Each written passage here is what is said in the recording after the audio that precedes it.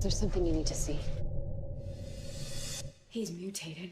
Hi everyone, welcome to Supes On, a podcast where we review all things about Superman, Supergirl, and all of the Super family in all forms of media. Tonight we're going to be talking about Supergirl Season 2, Episode 6, Changing. You can catch all of our previous episodes at supesonpodcast.com or check us out on iTunes or iHeartRadio, Google Play. We're all over the place. I'm one of your hosts, Jeremy Bruner, amateur Superman expert, and joining me as always is my co-host, John McBride. Also an amateur super person expert. And so let's get ready to talk about Changing.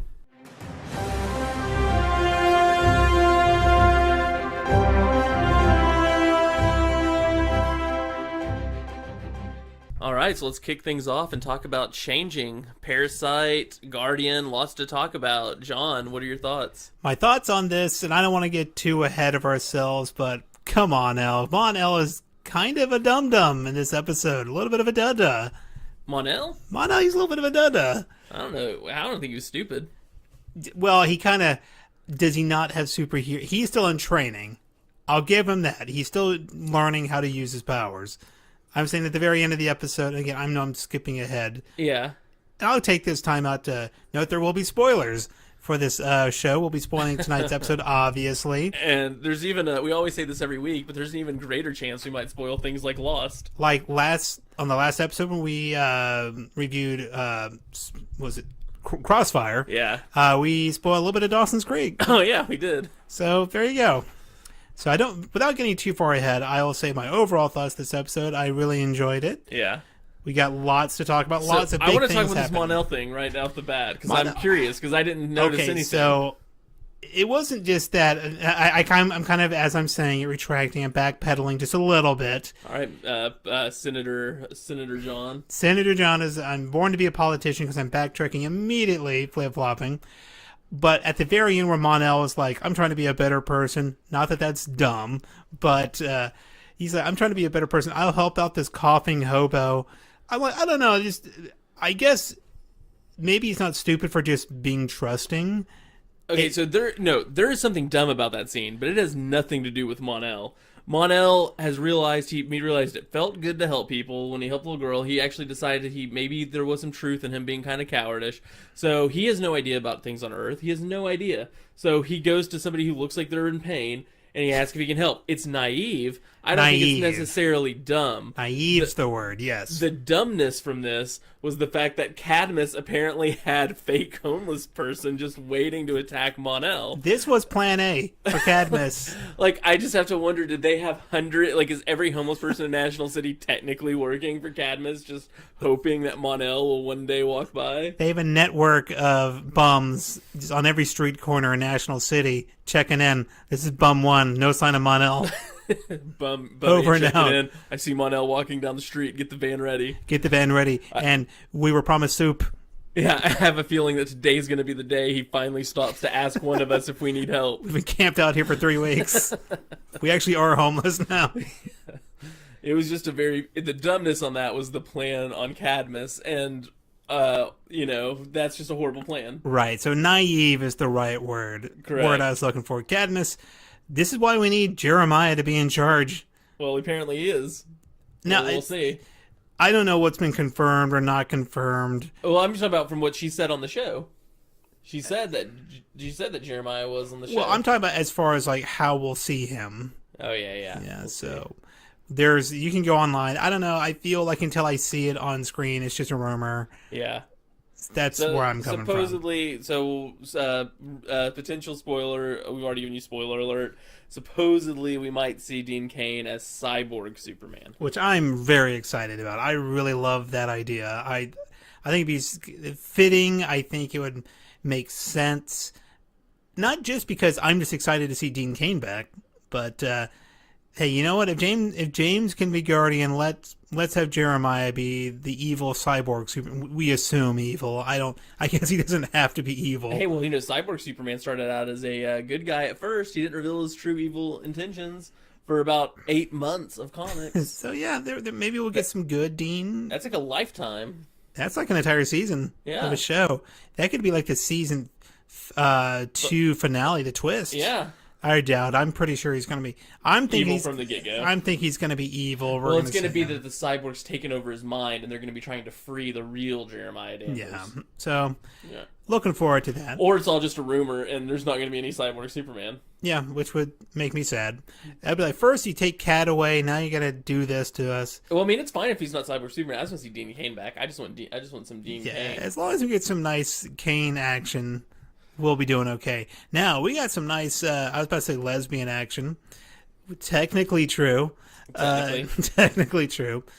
And I think, as we were saying last week, kind of continuing on, this has been, and there have been things online, people have written about this already in the week that since it's aired, that people have already really liked the way they're handling Alex Danvers coming out. Uh-huh. And in this episode, I thought I was a little disappointed, but I'm like, that's probably what would happen when Maggie sort of shot her down, like, oh, this never works out, and I don't want to be the one. Right. And I thought that was I thought it seemed very true to life, or very realistic. And I also thought it was very realistic that she got defensive because she is coming out later in life. Like, no, it's not just because I can't, find a man. Like, Yeah. I feel like that's probably a little bit of a stereotype for the late in life lesbians have to deal with. A little bit of a late bloomer. And let's be honest, as far as the late in life goes, you're not almost 30. No, I mean, Kyler Lee, whatever her name is. I mean, it's not she's like way past 30 or anything. She's like 35, 36. Yeah, she looks great and everything, but like, come on, almost 30. Is that what you just tell? I feel like she almost was like talking to a coworker, like, how old are you turning? Oh, I'm almost 30 again this year. I mean, like, you're talking to Kara here. Come on. I mean, it's fine. I mean, she could pass for under 30. Realistically, like, it would just be like you're a hard under 30. Like, yeah, you've had a rough life. I mean, the DEO is a stressful gig. That is. Well, maybe it's not. Let me get into that a little bit, actually. Maybe the DEO is not that stressful. So we've been saying for weeks now, since season 2 came back, that the DEO is awful at their job. So this week, we finally get to see Jimmy in the Guardian suit. That's right. Cool Jimmy got even cooler. And let me just say, so there's one of two options with Winn making this awesome suit and doing everything like that. So either the DEO knows about Guardian, as Winn would have for sure had to fill out all sorts of paperwork to get the materials needed to get the suit. The DEO had to okay him to give it to a civilian, and then requisition a mobile command center to control it from. So either all of that is true, and there is hours of bureaucratic paperwork, board meetings, and discussions that happen behind the scenes, and we can assume that multiple people at the DEO know Jimmy is Guardian, or the DEO is just really bad at their job. I think this is going to fall under the DEO doesn't really know what they're doing. Yeah. It's only a matter of time before the president, Linda Carter, before she cuts funding. Entirely justified. Like, oh man, entirely justified. So many wasted just resources. Like, he built that shield thing. Hey, guess what? You work for a government agency. Why don't you get that on some tanks over in Afghanistan? Yeah, it's like, I don't want to say it's a waste. It's just, why isn't every soldier decked out in the Guardian uniform? Right. I mean, maybe it's the prototype, sure. Yeah. It's the first one. Okay, next episode, hey, guess what, Jimmy? You and Winn are gonna train all of the Army, all of the Marines, like everybody. At least have a general come check it out. And it looks like based off the previews for next week, like Jimmy has like a warrant for his arrest at some point. They're like looking for the vigilante, the Guardian. It's just like, that's great and all. It's like, but hey, Jimmy, this is government property. Why don't we, this would be a great time for General Sam Lane to come back. Yeah. But we'll probably never see him again. No. This being also a great time for Jimmy to kind of take a selfie and send it to Lucy. Be like, hey, don't you miss this? Don't you miss this? That'd be good. So jumping around, we discovered a new weakness this week. Weakness for Kara? Yeah. She is apparently a super lightweight. Super lightweight. I thought you were going to go with like diseases can get alcoholism is a disease, I guess. Super lightweight. I guess because she said that was like the 4th round. I don't know. Maybe it's not a lightweight, but I mean, one of the things that, as far as I know, has been in almost every version of Superman, at least going back to the adventures of the new adventures of the one I can never pronounce. The Dean Cain show. The Dean Cain and Terry Hatcher show. that I loved and watch all the time and can never get the name correct.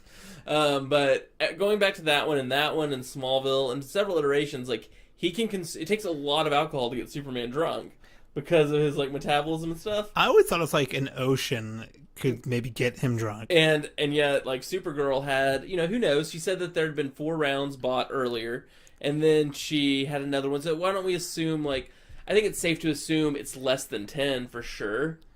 But I mean, 10 drinks can get a normal person really messed up. But I mean, maybe this is just like a weird character quirk for Kara. But I'm thinking a Kryptonian shouldn't get drunk this easily. Or is it not normal alcohol since it is an alien bar? Do they have some sort of crazy alien alcohol? It wasn't specified, but I wouldn't doubt that at all. Like some blue lady was buying mon-el drinks all night, so maybe she has some like, I don't know, Romulan ale she's sending over to mon-el. Maybe so.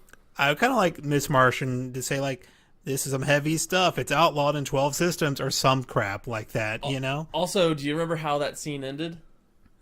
With mon-el not hooking up with the blue lady? Well, that is probably true, though I don't think we actually saw mon-el in the next scene, so we can't say that for sure.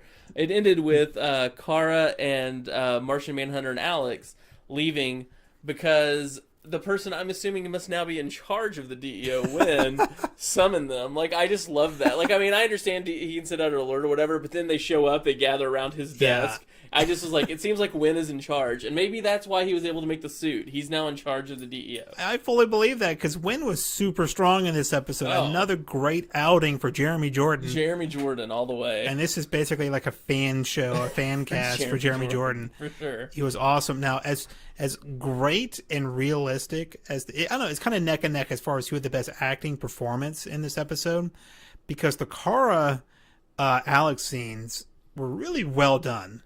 Really well done. But when he was confronting James, he came off like, it reminded you like, don't sleep on Jeremy Jordan, because he is I'm still sticking with it that he's the strongest actor on the show. Yeah.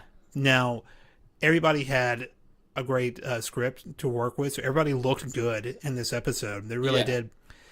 Now, going back to the as good as Winn was, the scenes with Alex and Kara, they were all great. It's all very realistic for a human. Right. For a human. Kara's reactions, if she was her actual sister by blood, and she was just a regular human, that would be fine. But I'm like, Kara, your sister Alex is coming out to you. You're an alien from another planet, and this seems weird to you at first. I don't think it ever seemed weird to her. She seemed like, oh, I don't know how to react to this. I'm like, I get that you're surprised, but I'm like, I don't know. Like, you see aliens on a daily basis. You are an alien. Your whole life is about adapting to change. This is a major change, so I appreciate her not just snapping her fingers, but like and being like, oh, this is totally fine. Another cool change. Well, see, I don't know. I disagree. I think it's I think Kara reacted fine. I don't think it was strange. Like, I don't think it's like, just because, I think that the fact that she's like an alien and all that, I don't think that has anything to do with it. It's still just someone you knew who you always thought something about is telling you something's different. I was getting a vibe, though, not like an anti-gay vibe or anything, but just I think it was just surprise. Surprise, but it came off like Kara was uncomfortable.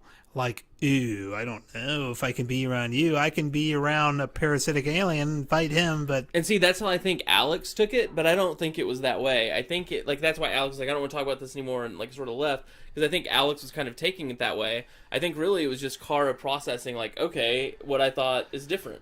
True. I think towards the end, Kara really... I mean, she was really strong, and... Yeah. I mean, just that whole scene was... very realistic. I say realistic. I never came out as a lesbian to anybody before. This is your chance. Before tonight, that is. And we were recording. This is an Insta take. We're recording right after we watched the episode. Yeah. So there we go. So this is one thing. I was just looking at my little notes I took during the show. So this happens a lot on this show and other superhero shows. Yeah. And this would be, later we'll get into real efficient use of powers, but I'm giving an inefficient use from the beginning. Okay. So there's the attack happening at in the Arctic or whatever. Yeah. And Kara's drunk, so she can't go. So Martian Manhunter and Alex are going. So, Martian Manhunter, John Jones takes the jet with Alex.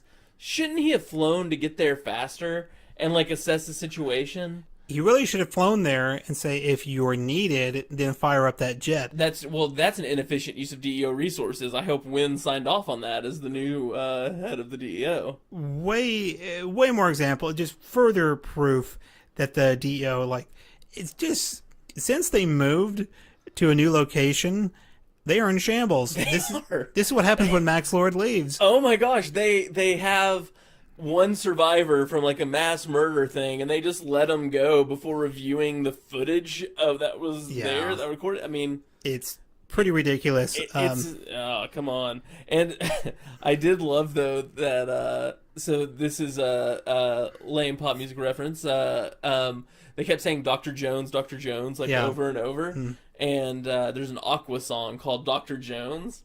And I just kept having that run through my head during that scene. I was just like... I thought it was like a very weak Indiana Jones type of deal. Ah, I see. I don't know. I thought it was like... I don't know if it was a reference to anything. I think they might have just chosen the name Jones. It was nice to see Ethan from Lost come out. Not just a bit part. He got to be Parasite. Yes. Not bad. And as I was doing some live tweeting tonight at Supes on Podcast on Twitter and Instagram as well, I was doing some live tweeting and I was...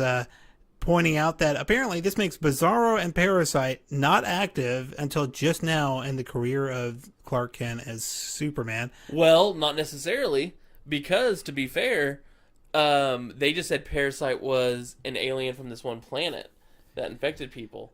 So therefore, there could have been another Parasite. I mean, that doesn't have to be the only one of those aliens. True. It's hard to tell because you would think the DEO would be like, oh, we've encountered him before, but it's the DEO. You can't trust a single word that they say. And they could have fought 3 or 4 Parasites and just let them go because they're like, oh, no, they're normal people. But if this is, in fact, the first appearance of not only Bizarro, but Parasite as well, I'm really hoping more and more classic Superman villains appear for the first time here in Supergirl. Like, I hope Doomsday shows up, and Superman's like, I've never seen him before, and it doesn't end well for Superman. We're getting back real quick to some relationship issues. On last week on Twitter, at Supes on Podcast, I started up a poll here, and it was Supergirl shippers. I was calling out you. I wanted to know who you thought got together first in show canon. I gave you 4 options, Jon and McGann, Winn and Lena. Lena not seen in this episode. No. Kara and Mon-el, and Alex and Maggie. Jon and McGann got 0%, so that's more like a father-daughter thing, which is I'm totally fine with. Winn and Lena got 7% out of the total voters here. Kara and Mon-el got 20%, 73% got Alex and Maggie, so there you go. And that poll, we can put it up again this week, because technically none of them are canon relationships. So now nobody's getting together. It's kind of a sad, lonely time for Supergirl. Well, that's fine. I bet Winn's getting all sorts of play on the side, though. Winn from Lena, from whoever. Whomever. No, actually, no, I don't think so. I think Winn is a one-woman kind of guy. I think he... He just has a nice... He's still seeing the silver banshee on the side from time to time. That's what I like to think. Probably, very much so. Did you know what was interesting was they had Ethan, that's not his real name, but Ethan from Lost. William Maffitor, I think. But he was all anti-global warming and all that. Yeah. And it was sort of interesting take, because normally you would think that a lot of shows would make it so the global warming person was the good guy. Yeah. But they took on the fact that the person like fighting against global warming was the villain. Which is very... I was kind of confused how to take that. Is this the political agenda by Supergirl, or they just decided this would be interesting? I feel like it was political agenda, but poorly done. I feel like they were trying to warn that global warming's a real issue, that it would drive someone to these lengths. Yeah. However, it more came off like people who believe in global warming are crazy. Or crazy lunatics. And apparently need to be killed before they kill us trying to prevent global warming. Yeah, it's just very strange. I mean, this isn't necessarily a political podcast. We do have elections and votes and stuff like that for who we think is going to get together. But that's about it's about as politically charged as we normally And actually, get. I'm starting a filibuster right now. That vote will never come to pass. Damn it. We only have so much time on this podcast. So, yeah, very, very interesting take. A little bit possibly misguided. Yeah. Not entirely sure. So you mentioned this. You mentioned the Jeremy Jordan versus like the Alex scenes, which was the best acting. We didn't really talk about the Jeremy Jordan scene. The scene with him and Jimmy when he was giving him the suit. Yeah, that's what I was talking about. Excellently done. Yeah, that's what I'm talking. That's when Winn was at his strongest. Yeah, because Winn just laid down the law. It's like, I'm doing all of this work. Every scene Winn was in was amazing. Yeah, we should change the name of this show to Winn's On. Winn's On. It's just be focused not necessarily on Supergirl, but just on Winn's performance. You know, just Jeremy Jordan in general. He does a side project. Yeah. About that. Whatever you're doing out there. Well, you know what's amazing is everybody, I think it's great, I'm glad he's not, but everyone thought he was going to be a villain on the show. When? Yeah, before the show because aired. Of Toyman or something? Yeah, everybody thought like that he was cast to play Toyman, and that the big twist was going to be like partway through season 1 or whatever, he was going to become a villain. See, I didn't catch on to Winn's last name, and even if I did, I don't know, I may not have picked up on it, like, shot, because I honestly, before Supergirl, I forgot what Toyman's name was. This may come, if you follow me on... So disappointing. I know, I'm an amateur Superman expert, but I was totally... the twist worked on me the first time I saw it. I feel like I should upgrade myself to intermediate, because I can't put myself in the same category as you anymore, John. I'm just on a level below. You're an amateur. I'm an amateur super... Winn expert. I don't know. Did you think that it was interesting when Mon-El became like not a loan shark, but like a...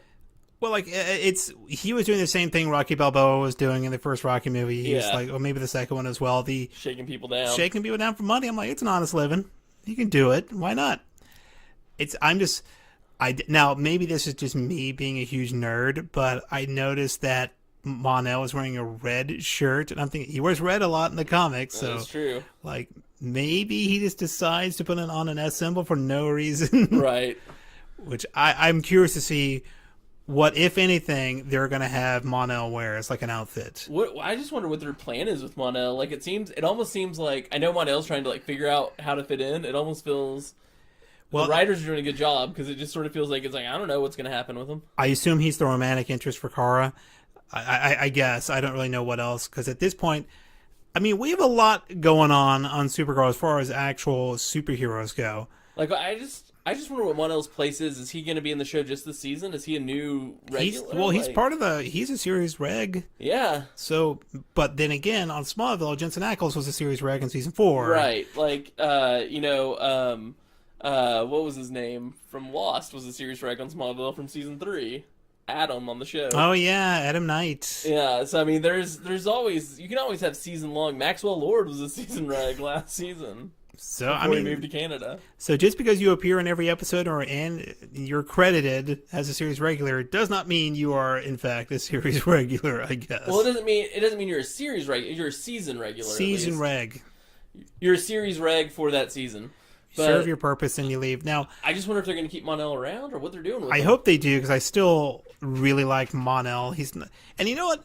I don't know what they're going to do with Mon-El. I assume he's going to become a superhero. I just hope he doesn't die at the end of this season, which would suck. Or he just kind of, I need to travel abroad or something like that. Right. I can really see that happening. But you know who I liked a little bit more in this episode was James. Because this whole season so far, I'm like, this show could work without James. Yeah. And now at the end, it could. I mean, well, it could technically work without a few people. Yeah, that's true. I mean, there's some core people you can't get rid of. Mainly Winn. And Kara. I don't know.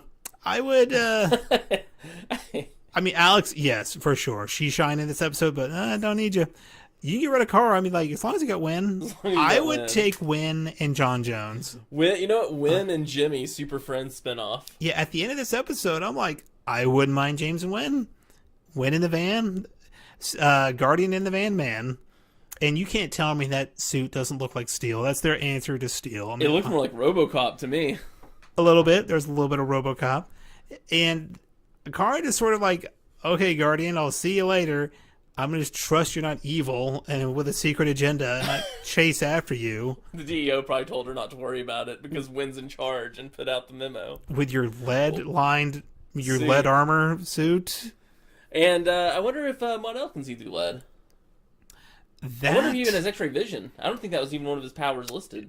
Winn did originally say he does not have any vision or anything That's like right. that. So That's right. I would assume at this point, mon-el, he just super jump and he has strength. Yeah. It's pretty good. Hey, I take it. Just be sure not to break any glasses. So with that, speaking of mon-el's powers, what powers did we see Kara use? Well, X-ray vision, which she tried to scope out in Guardian. Yeah. So there was some X-ray vision. These are on-screen powers. Yeah. We can assume she did this and that off-screen, but on-screen we saw a little bit of strength. Yeah. She did have a mighty test of strength with Parasite. Yeah. She flew. Yeah. She was flying around, doing some flying. But, no vision of any kind. Except for X-ray vision, which you already mentioned. I'm sorry. I meant to specify. I'm backpedaling this entire episode. Heat vision or nothing like that. We did get the X-ray, so that was fine. Yeah. No freeze breath, which 2 episodes in a row, no freeze breath. Come on. is kind of BS. Yeah. But whatever. We'll allow it because Imagine everybody. if Jeremy Jordan got freeze breath powers. I don't. I don't even know what I do. I wouldn't even podcast. I would just appreciate. And that's what I would do. The appreciation podcast is what it would be. A win would always be on. There'd be no off option. No. We saw some invulnerability, I guess. She didn't just immediately perish. Right. So there's that. Like the other people did. Like the humans did. So there's that. Now, of these powers, I would say of the powers she used, they were efficient, Yeah. I'm just thinking she probably could have used some other powers. I will argue one thing. I will argue that we should count super speed. Because while it wasn't on screen, they would have one scene from her finding out about something, and then the next scene she's there. I think just because they didn't choose to do a transition showing her flying across the city super fast, I think we should still count speed. So, okay, so we can count speed. I think it's only inefficient because she didn't try heat vision on Parasite. She didn't try freeze breath on him, even though he was found in the Arctic, and they said the cold had kept him dormant for years. She's giving mon-el a lot of crap. You don't understand your powers. So I'm like, well, Kara, I think you're in season 2. That's what I think. Well, she did show her fighting skill had improved by the training montage at the beginning, but it's nice to see Kara look, I don't know, competent, but sort of badass. When nobody's telling her what to do. No. It's nice to see Kara, the series lead, have a little bit more confidence in what she's doing. Much better fighter in season 2 than Clark was in season 2 of Smallville. Well, Clark was, he didn't... Much better fighter than Clark was in season 10 of Smallville. Yeah. And whatever season the comics are in now, I don't know. whatever they left off on. They just did through 11, then they wrapped it up, and they were pretty interesting. I recommend them. Check them out on Comixology. There you go. We haven't reviewed any Supergirl comics. I haven't read one issue of Supergirl. I haven't read the ones based off the TV show at all. Yeah, I guess the TV series, yeah. Maybe we could do that, because I know there's going to be an off week here not next week, but in a few weeks there'll be some off weeks of people, taking the Christmas break and all that. Maybe we can talk about some of those. You can talk about maybe some SG comics. There you go. So, what did you think? Would you say overall, Supes on, Supes off? Well, what is Supes on and Supes off? Supes off and Supes on and Supes off. If something is on, that means essentially it changed your mind about Supergirl or Superman or the Super Family in this case. Do you think they're boring? And after you watch this episode, do you still think Supergirl is boring? Did she change your mind? Did it hurt or help the character as a whole?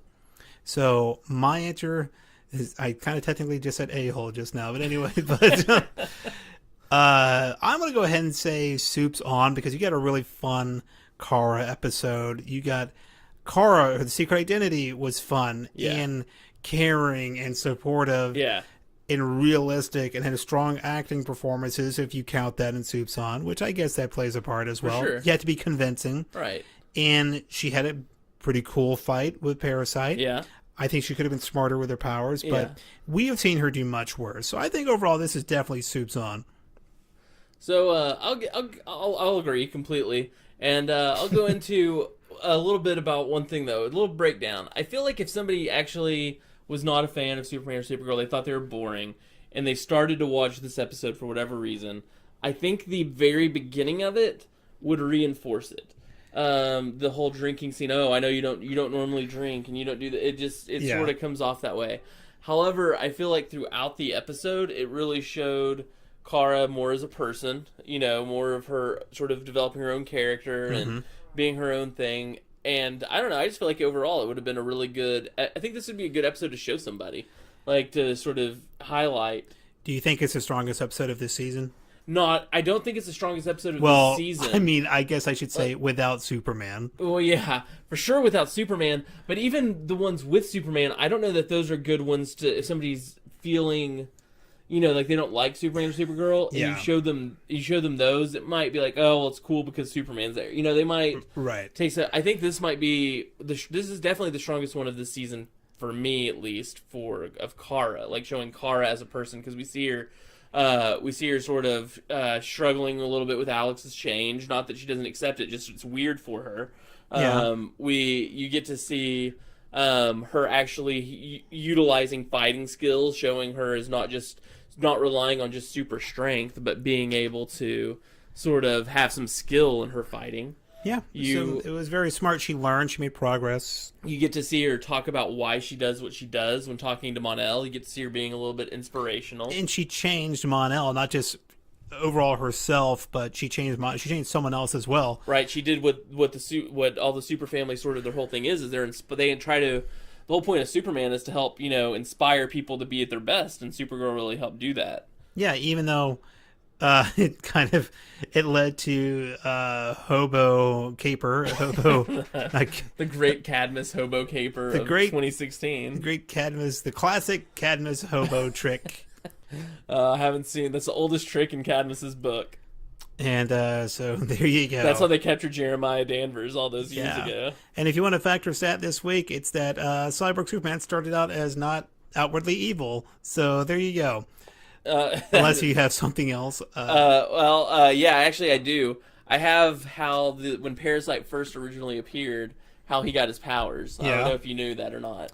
I did not. So in the Silver Age, when Parasite first appeared, he was essentially just like this worker who was planning on stealing from his work and stealing money. He thought they kept the payroll in this one storage cabinet.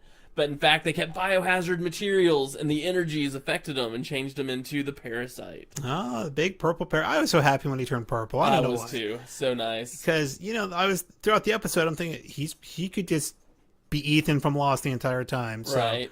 I'm like, oh, we got purple Parasite. It was so awesome. I was happy about.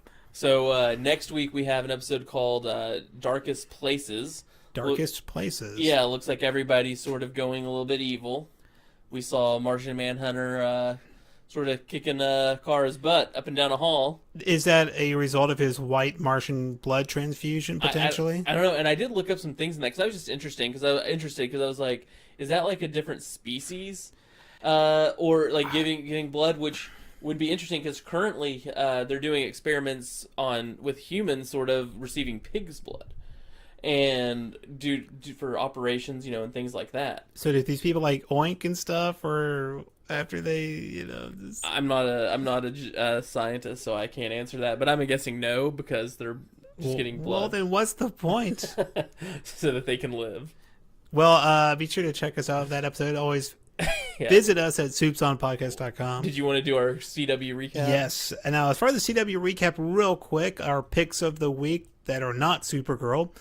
From last week, and I managed to watch the rest of Arrow and Legends of Tomorrow last night. So we didn't have Flash last week because of the election. Because the stupid election. I know. This is why we're not a political podcast. We didn't get a new Flash last week. It upsets us. It upsets us. Yes. So we had Arrow, which for Arrow we had what? We had what happened on Arrow? What happened on Arrow? Oh my God, what happened? I should a lot of Prometheus killing people. That's right. This is how. Wow, we paid such close attention to Arrow this week. What did we? What drawing were we doing? A GD blank on Arrow? I mean, Legends was awesome. I can tell you all about Legends. Legends is real fun. Legends is my pick of the week most of the time. Man, I guess I can't say Arrow's my pick of the week, so I'm blanking on what even happened. I remember enjoying it and it being good. This is why we don't do an Arrow podcast, I guess. Legends they went to the 80s and they were goofing around. We got to see Damien Dark in the Miami Vice suit. That was a lot of fun. We got to see young Dr. Martin Stein. Yeah, he came back. Who was awesome. For anyone who's listening to this who might be a Redditor, the guy who plays young Dr. Stein is doing an AMA on Thursday. Really? I'm sort of looking forward to that. I think he does a really good job at copying the older Steins, like speech patterns and stuff. So. He did such a good job, they brought him back. Yeah. So that's good. I would love for that, like, once a season for them to run into young Stein. You know, I like Martin Stein, the actor they have now, Victor, whatever his name. Grable-Yag. Yeah, he's really good. Not the best singer, but he's still really good. He's a fine singer. He is okay. Not he deserves a showcase on a television show. Yeah, I know. But I almost wouldn't mind if young Marty comes and joins the Wave Rider. Oh, that would be sort of interesting. Not necessarily replacing old Marty, but I would take it, I think. Like, what if that was the thing? Like, what if he joined him for, like, a season and then they drop him back off at wherever, they left him off? At this point, you know, what you can't really be bothered by timey-wimey stuff anymore. No. We got to see Eobard Thawne last week. He's here. Yeah, I love that Reverse Flash is here. And we got to see Vixen use a power other than Gorilla. It seems like every single time she goes to normally, like, the Gorilla gets to see her use her bird powers. Yeah, I think in Steel, he used his powers really nicely. And we got to see Firestorm and Steel in a single episode. I didn't know they had the CGI budget to have both of them in one episode. Hey, this week they pulled out all the stops. It might have been because there wasn't a lot of Wave Rider. Like, normally there's a lot of Wave Rider stuff, and there was very little. You know, I'll take more Citizen Steel using his powers. Yeah, it was pretty cool. Really, it was pretty good. So I guess our pick of the week was Legends. And we both remember watching Arrow. And enjoying it. It was just, I don't know, when you compare, all I remember from Arrow is that Dolph Lundgren played Konstantin Kovar, and he was in the flashbacks. I remember the flashbacks pretty well with him going in with the bombs and all that. That was pretty interesting. I love that Dolph was there. Yeah. But really, my pick of the week would have been Supernatural because it was awesome. Yes. If you just to give you a heads up, every week the CW pick of the week is secretly going to be Supernatural, but as part of the Arrowverse. Part of the Arrowverse, it was Legends this week all the way. Legends this week. All right, well, everybody, thanks for tuning in, and join us next week when we talk about Supergirl Season 2, Episode 7, Darkest Places. Thank you.